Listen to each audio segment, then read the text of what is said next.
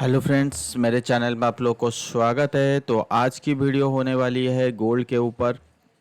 ठीक है, तो ये गोल्ड की मूव है। तो इंटरनेशनल गोल्ड में हम लोग एनालिसिस करते हैं, इंटरनेशनल एमसेक्स गोल्ड में एनालिसिस नहीं करना है मुझे। जैसे आप सबको पता है कि जो इंटरनेशनल गोल्ड होता है उसके बेसिस पे हमारी जो गोल्ड होती है वो प्राइस डिस्कवर होता है। वो आपकी जो यूएसडी आईएनआर है और डॉलर रेट है, तो उस बेसिस पे उसका एक कैलकुलेशन है। तो उस कैलकुलेशन हम लोग बिल्कुल नहीं जाएंगे।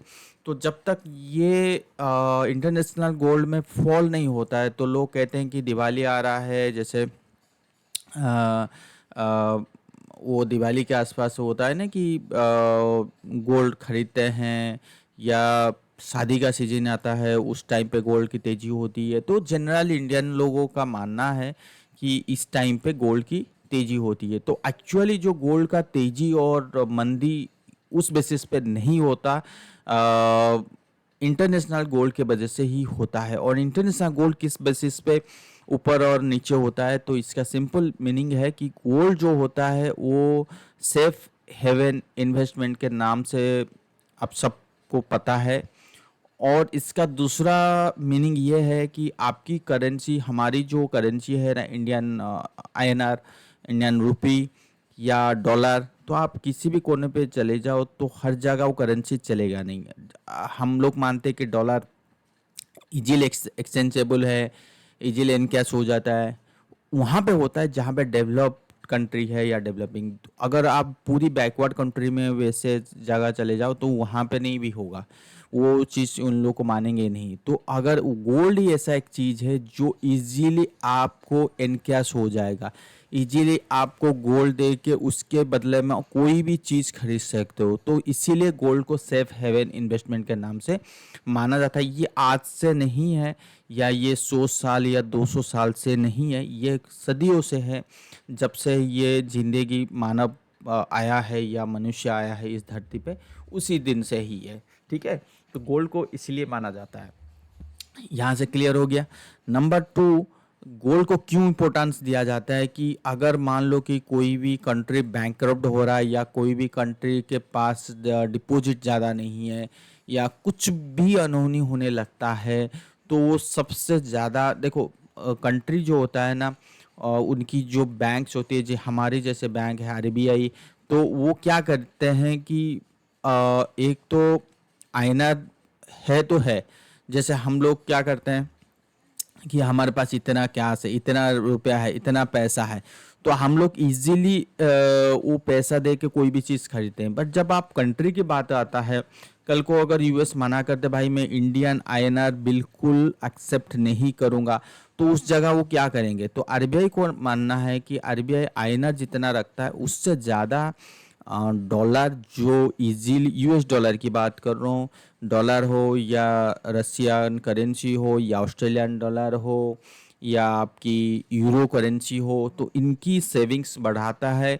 और बॉन्ड्स जितने भी होते हैं, गवर्नमेंट बॉन्ड्स होता है या यूएस की बॉन्ड्स होते हैं, जितने भी उनकी सिक्योरिटीज एंड वो इनकी डिपॉजिट बढ़ाता है। और उसके साथ साथ अगर कहीं पे भी वार कंडीशन काइंड ऑफ सिचुएशन होता है, या further inflation kind of situation होता है कि यहाँ से इन्फ्लेशन बहुत तेज़ी से बढ़ने वाला है, या वार बहुत तेज़ी से होने वाला, तो सबसे ज़्यादा अगर कोई बैंक खरीदता है वो है वन एंड ओनली गोल्ड। उस और वो कुछ सोचता ही नहीं है, वो डॉलर के बारे में सोचता नहीं है, वहाँ पे बॉन्ड के बारे में सोचता नहीं है, वो गोल्ड के बारे में सोचता है। क्योंकि अगर हमारे पास डॉलर है, कल को वार हुआ, वर्ल्ड वार 3 हुआ, 4 हुआ, 5 हुआ, पता चला कि यूएस खत्म हो गया, तो डॉलर को लेके कहाँ पे आप एनकैश करोगे, या बॉन्ड्स को लेके कहाँ पे करोगे? तो उस जगह क्या करते हैं कि गोल्ड में इन्वेस्टमेंट बढ़ाते हैं। और गोल्ड में जो इन्वेस्टमेंट बढ़ाते हैं वहाँ पे वो 1 टन 2 टन 3 टन ही, हजारों हजारों टन की वो परचेस, बाइंग और सेलिंग होता है। तो जब जब आपकी वो इन्वेस्टमेंट बाइंग होता है, सेलिंग नहीं, इन्वेस्टमेंट बढ़ाते हैं। ठीक है, तो उस बेसिस पे, इन तीनों के बेसिस पे ही करेंसी प्रिंट होती है। और जो डेवलप्ड मार्केट होता है जैसे यूएस मार्केट, तो इन वो एक्स्ट्रा मनी को प्रिंट कर सकते हैं। बट जो डेवलपिंग मार्केट है, इन बेसिस पे ही प्रिंट होता है। इसके अलावा अगर आप वो एक्स्ट्रा मनी प्रिंट करोगे तो वो खतरा हो जाता है इकोनॉमी के लिए, क्योंकि कैश हो जाएगा हर जन के पास, और उसके बाद आपकी जो करेंसी है उसकी वैल्यू नहीं रहेगी और वो अंडर वैल्यू हो जाएगी। तो कभी कोई गवर्नमेंट ये नहीं चाहेगा कि इसके बेसिस पे ना प्रिंट करे, ठीक है ना। तो यूज कैलकुलेशन में हम नहीं जाएंगे, हम बस इतना ही समझाना था कि गोल्ड की मीनिंग क्या है, गोल्ड इतना इंपॉर्टेंस की क्यों माना जाता है और गोल्ड किस बेसिस पे ऊपर नीचे होता है, बस इतनी सी कम कंसेप्ट है। तो इस कंसेप्ट के बेसिस पे अगर मैं इसीलिए गोल्ड को इंटरनेशनल ही की चार्ट को फॉलो करता हूँ, राइट। तो अभी अगर हम गोल्ड की चार्ट देखेंगे, ये देखो वीकली चार्ट, ये देखो 16 ईयर्स 10 ईयर्स का ब्रेकआउट, और मैं इसको लॉक चार्ट करके अगर मंथली टाइम फ्रेम पे जाऊं तो आपको क्या दिख रहा होगा कि गोल्ड की जो यहाँ पे चार्ट है वो 72 से है, 1872, उसके बाद 1900 आ गया। ये देखो 1980 में टॉप बना था गोल्ड, ठीक है। उसके पास उसके बाद उन्हें 27 साल लगा दिया उस हाई को क्रॉस करने के लिए, 27 ईयर्स। एंड 2007 में जब भी बड़ा मंदी आया था उस टाइम पे गोल्ड में ब्रेकआउट आया था, राइट। और उस टाइम पे जो गोल्ड में ब्रेकआउट आया था तो वहाँ से उस ब्रेकआउट से करीब करीब हमने कितना रिटर्न कमाया, 165% की रिटर्न मूव हुआ है। मैंने ब्रेकआउट से ही ले रहा हूँ, वैसे वो लो से मैं नहीं लेंगे, ठीक है। वैसे अगर आप लो से लेना चाहते हो या हाई, जैसे ये यहाँ पे एक अच्छी कंसोलिडेशन पैटर्न है और आप चाहते हो कि हाँ यहाँ से तो कंफर्म है ही है, तो उस बेसिस पे अगर हम देखें तो 300% की या 350% की तेजी हो गया था। उसके बाद हमने क्या देखा कि 2011 में टॉप बना और उसके बाद उसने काफ़ी दिन तक नीचे की तरफ यहाँ पे फिर कंसोलिडेशन बनाया, फिर इस लेवल से जब ब्रेकआउट दिया तो मेरे को समझ में आ गया था कि 2019 में कि यहाँ से ये टॉप को छूने वाला है। तो एग्जैक्टली हमने क्या देखा है कि यहाँ पे आए और इस टॉप को छुए और उसके बाद हमने और कंसोलिडेशन में चले गए, राइट। तो उस कंसोलिडेशन अगर एलियट थ्योरी के बेसिस पे लेके जाऊं तो ये क्या कहने की कोशिश कर रहा है कि अगर एलियट जैसे 1 2 3 4 तो ये कंटिन्यू हो रहा है फिफ्थ वेव। तो जनरली क्या होता है 1 2 3 4 फिफ्थ वेव के बाद एक kind of profit booking scenario आता है।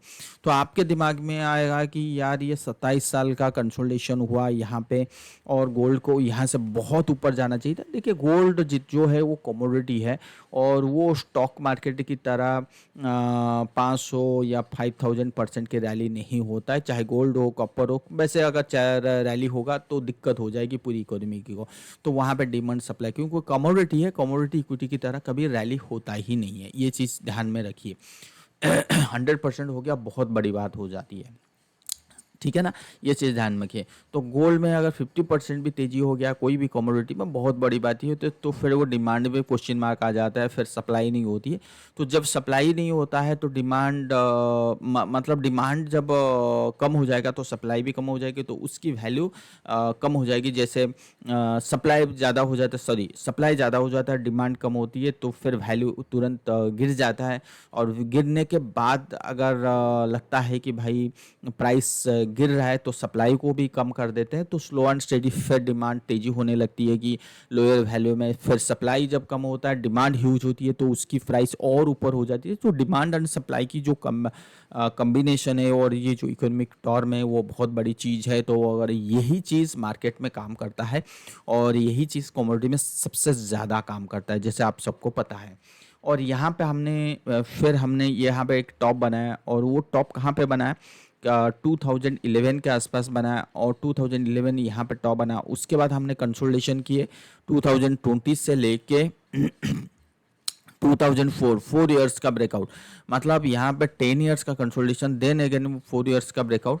तो कुल मिला के यहाँ पे ही ब्रेकआउट आया था और मैंने बोला था यहाँ पे अपने ट्विटर और इस चैनल में, इंस्टाग्राम सॉरी मैंने व्हाट्सएप पे, तो कि यहाँ पे बहुत अच्छा ब्रेकआउट है। तो वहाँ से करीब करीब हमें कितना परसेंट की रिटर्न मिल गया, हमें मिल गया 30% की रिटर्न। बट मोटा मोटी अगर यहाँ से अगर आप देखोगे तो 100% की रिटर्न मिल गया। तो क्वेश्चन यही है कि क्या ये टॉप है, पहले क्वेश्चन यही है कि क्या टॉप है। जैसे वार काइंड ऑफ सिचुएशन बन रहा है, जैसे डॉलर की फियर लग रहा है या इन्फ्लेशन तेजी हो रहा है, तो गोल्ड में तो तेजी होना चाहिए। जैसे ये सब अच्छी बात है, सब बढ़िया बात है। मैं ये नहीं बोल रहा हूँ कि यहाँ पे टॉप आउट हो गया ये चीज़। और उसके बाद हमने ये अगर आप देखो कि यहाँ से जो कंसोलिडेशन शुरू हुआ वो 13% के फॉल हुआ। अगर इसको भी अगर फर्स्ट वेव सेकेंड वेव की हिसाब से हम लें और अभी तक थर्ड और फोर्थ वेव कंटिन्यू नहीं हुआ, तो मेरा मानना है कि ये थर्ड और ये फोर्थ वेव होना चाहिए। तो आपके दिमाग में आएगा कि आप तो 2 दिन पहले ये एक वीडियो बनाए थे तो बोल रहे थे कि गोल्ड में यहाँ से बहुत बड़ी तेजी होगी, तो इसलिए मैं कह रहा हूँ यहाँ पे मेरे पास जो आंसर कुछ है ही नहीं, यहाँ पे मैं क्वेश्चन मार्क हूँ। इसका ये मतलब है ये एक लेवल है, इसके ऊपर भी जा सकता है और इसके नीचे भी आ सकता है। बट ये तो आप सब आपके दिमाग में आएगा कि भाई ये तो कोई भी बता सकता है। मेरा कहने का मतलब है कि ये ऊपर जा सकता है, नीचे आ सकता है, बट ये नीचे आके यू टर्न लेने की चांसेस 80 to 90% है। ऊपर जाने की चांसेस 80 to 90% है, नीचे आने की चांसेस तो वो भी 80 to 90% है। तो आप ये इसको 50-50 मान लो, और अगर ये मान लो कि नीचे भी आता है तो भी ऊपर जाएगा, और ऊपर जा रहा है तो भी ऊपर जाएगा। तो अल्टीमेटली ऊपर जाना ही है, नीचे आएगा तो भी ऊपर जाएगा, ऊपर जा रहा है तो भी ऊपर जाएगा। बात अब समझ में आ गया। अब क्वेश्चन ये है कि यहाँ पे हमने कौन सी स्ट्रेटेजी अप्लाई करनी है। क्या अगर मैं गोल्ड खरीद रहा हूँ तो क्या खरीद लूँ, अगर इन्वेस्टमेंट कर रहा हूँ तो क्या गोल्ड बीज बाई कर लूँ या बॉन्ड्स बाई कर लूँ, सॉरी गोल्ड का जो गवर्नमेंट का आता है वो बाई कर लूँ। तो ये सबसे बड़ा सवाल होता है। सवाल ये है, कहने का मतलब ये है, अब यहाँ से जो 5 वेव इन टर्म्स ऑफ हो रहा है, तो किसी भी टाइम पे ये टॉप आउट हो सकता है, राइट। अगर ये टॉप आउट हुआ तो हमें 15% की फॉल मिलेगी। जैसे यहाँ पे भी 15% की फॉल मिला था, वो भी दिखा दूंगा। तो 15% की फॉल मिलेगी। 15% के बाद जो अगला टारगेट आने वाला है वो आ रहा है 3200 शायद। एक मिनट देख लेते हैं कहाँ तक है। देखो 3000 यहाँ से जो ब्रेकआउट दिया था, तो मेरा टारगेट है 2650 to 2700, बट मार्केट इससे ऊपर चल रहा है। बट कहीं ना कहीं ये लगता है कि मार्केट को एक बार नीचे आना चाहिए, मार्केट मतलब गोल्ड के एक बार नीचे आना चाहिए, उसके बाद 3000 जाना चाहिए। अगर मैं ये मान के चलूँ गोल्ड यहाँ से बढ़ रहा है 2400, तो आपके दिमाग में आएगा ये देखो कितना परसेंट की तेजी होने वाला है, 25% की तेजी हो सकता है। यहाँ पे देखो 25%।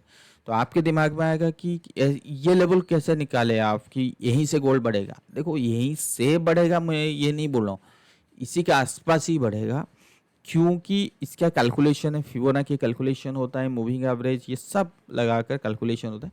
अगर ईजीओए में भी देखें, ईजीओए में भी कैलकुलेशन एक तरफ से आप प्रोबेबिलिटी के बेसिस पे चल सकते हो। ऐसे बोल नहीं सकते कि हाँ यहीं से ही बढ़ेगा, ये कोई नहीं बता सकता। तो प्रोबेबिलिटी है, मल्टीपल प्रोबेबिलिटी यही कह रहा है कि वो इसी के आसपास ही बढ़ना चाहिए। तो मेरा मेरा मानना ये है कि जैसे गोल्ड में यहाँ पे ब्रेकडाउन हुआ था और यहाँ पे देखो सपोर्ट आया क्लाउड के आसपास, तो ये जैसे जैसे नीचे आता है तो क्लाउड के आसपास सपोर्ट आना चाहिए। तो मेरा मानना ये देखो, ये इस पर थ्योरी के बेसिस पे फरवरी तक गोल्ड 2400 के आसपास हो जानी चाहिए। अगर मान लो कि 2400 गोल्ड, अभी जो 2750 है, अगर गोल्ड 2400 के आसपास हो जाता है तो फिर एक अच्छी क्वालिटी बाइंग होगी यहाँ से। और जब तक ये वार काइंड ऑफ सिचुएशन खत्म नहीं होगा तो गोल्ड गिरने वाला नहीं है, इन्फ्लेशन काइंड ऑफ सिचुएशन खत्म नहीं होगा तो गोल्ड गिरने वाला नहीं है। किसी भी कारण के वजह से गोल्ड में बाइंग आती रहेगी, चाहे इक्विटी मार्केट फॉल हो फिर भी गोल्ड गिरेगा तो भी बाइंग आएगा। ये बात समझ में आ गया। तो अब हमने तो बात कर ली भाई नीचे की साइड कि यहाँ पे बाई करना है। 2400 से हम शुरू करेंगे, आसपास 2350 के लिए भी तैयार रहिए। तो जितना नीचे जाए हम कर सकते हैं। तो फिर और एक एनालिसिस ये कहने लगता है कि देखो मल्टीपल एनालिसिस, जैसे मैंने कहा कि एनालिसिस का मतलब होता है प्रोबेबिलिटी। आप उस प्रोबेबिलिटी के बेसिस पे ही डिसाइड होता है कि आपको करना क्या है।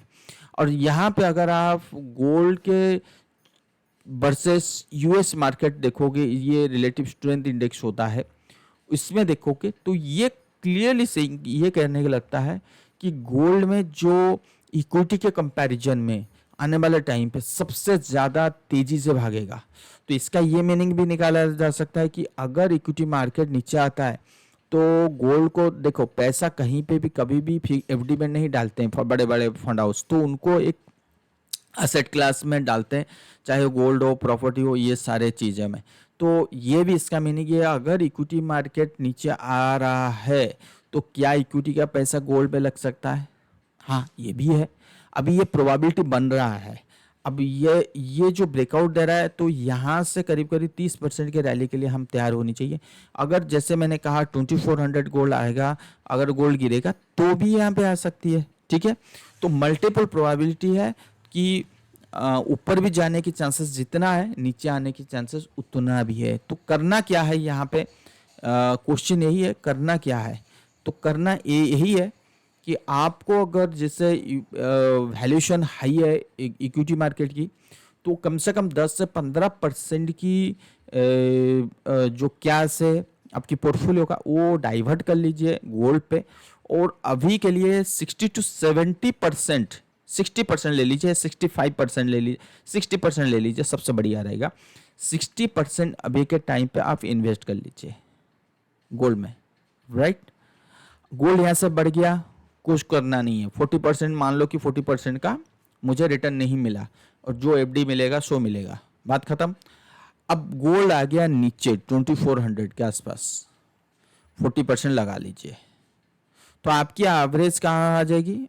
इसके लगभग, तो मैं रफली कैलकुलेशन किया था, तो मैं आपको दिखाता हूँ इसको डेली चार्ट में लेके, रफली की बात कर रहा हूँ। रफली कैलकुलेशन किया था, तो हमारी एवरेज ये हो जाएगी, अगर मैं गोल्ड अभी बाई कर रहा हूँ और देन 2400 में बाई कर रहा हूँ, तो मोटा मोटी हमारी एवरेज जो 2550 के आसपास पहुँच रहा है। तो अगर 2550 के आसपास पहुँचा तो मुझे आने वाले टाइम पे रिटर्न कितना मिलेगा? अगर मैं 3000 को लेके पकड़ कर चलूँ, 3000 को, ठीक है ना, इसको डिलीट कर दें।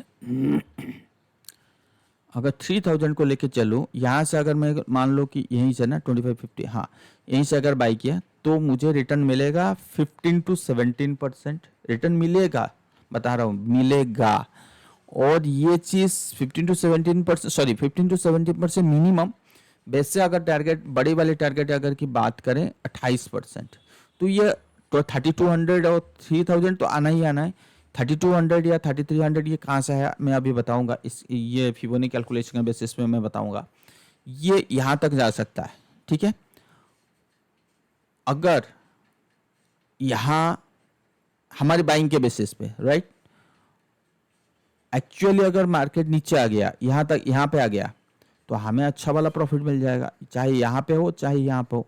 तो ये चीज़ अगर नहीं आया, मान लो कि मार्केट नीचे बिल्कुल नहीं आया और यहीं से बढ़ी जा रहा है, बढ़ी जा रहा है, बढ़ी जा रहा है यहाँ पे, तो 10% तो वैसे ही मिलने वाला, 10 से 12%, तो 10 से 10-12% मिलेगा तो हम निकल जाएंगे।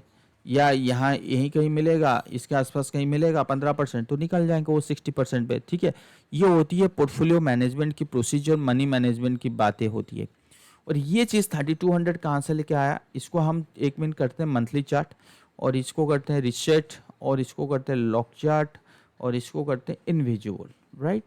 और ये चीज़ हमने देखा कि जब जब मार्केट में फिबोनाची के बेसिस पे, कि यहाँ से मैंने फिबोनाची ड्रॉ किया और मैंने यहाँ तक लेके गया, जो अगला जो टॉप था, ये जो 2011 में टॉप बनाया था, वो 2.618% की था। तो कुल मिला के 2.618 की परसेंट की टॉप बन रहा है। और अगर हम अभी उसी फिबोनाची के बेसिस पे एक काइंड ऑफ टारगेट निकालने की सोचें, ये देखो 2 लेवल है और ये एग्जैक्टली आ रहा है 3300, तो मोटा मोटी आने वाले टाइम पे जो टारगेट बन के आ रहा है वो 3000 से 3300, इसके ऊपर मैं बिल्कुल नहीं देख रहा हूँ। अगर मैं ई फंड बॉट की सिचुएशन की बात करता हूँ, यहाँ पे ये तो है 3300, ठीक है। मार्केट यहाँ से फॉल हुआ, लेट्स से मार्केट यहाँ से, मतलब गोल्ड यहाँ से फॉल हुआ, तो फिर तो मैं 3300 से पूरा निकल जाऊंगा, मतलब और तो मैं सोचूंगा नहीं कि 3000 से लेकर 3300 में, 3200 में जो भी एग्जिट पॉइंट होगी, और गोल्ड को खरीदना नहीं है। क्यों नहीं खरीदना है? इसका ये मीनिंग है कि जो हमारा जो इलेक्टिव थ्योरी है 1 2 3 4 5 है, तो जो ट्रेंड शुरू हुआ था 2015-16 में, वो 3200 में खत्म हो जाएगी। बात समझ में आया? जो 2016 में शुरू हुआ था ट्रेंड, वो कहीं ना कहीं खत्म हो जाएगी। तो इसीलिए डिपेंड करता है, क्या अभी अगर करेक्शन दिया तो 3200 में निकल जाएंगे। अगर अभी नहीं करेक्शन दिया, 3000 के बाद छोटा मोटा मतलब 3-4 महीना 5 महीने का प्रॉफिट बुकिंग आया, तो फिर उस टाइम पे देखेंगे और टारगेट निकालने की ऊपर ऊपर लेके सोचेंगे। ठीक है ना? तो ये दो तरफ हमारी पोर्टफोलियो है, बुल में भी है, बियर में है। तो इसीलिए मैंने कहा 60% आप अभी बाय कर सकते, 40% को 2400 से नीचे डालना है, इन्वेस्ट करना है फ्रेश। उसके बाद जाके हमें इंतजार करना है कब आएगा 3000 या 3200, तब हम प्रॉफिट बुक बारे में सोचेंगे। क्लियर? तो आई होप कि ये जो चार्ट, ये जो एनालिसिस आपको अच्छा लग रहा होगा, और ये अगर अच्छा लग रहा है तो लाइक या सब्सक्राइब कीजिए, दोनों दोस्त लोग के साथ शेयर कीजिए। Thank you so much. अगले वीडियो के लिए प्रिपेयर रहिए। Thank you.